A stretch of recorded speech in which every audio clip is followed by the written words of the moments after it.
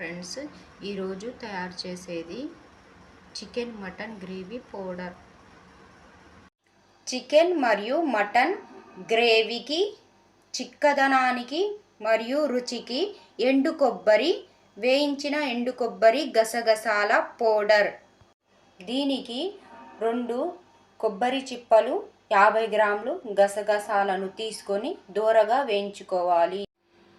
ఇప్పుడు stove on చేసి ఎండు కొబ్బరిని దోరగా వేయించుకోవాలి.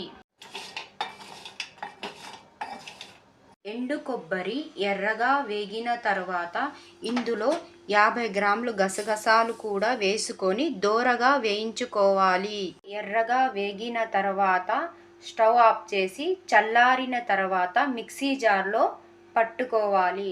చల్లారిన తర్వాత మిక్సీ జార్లో వేసి గ్రైండ్ చేసుకోవాలి.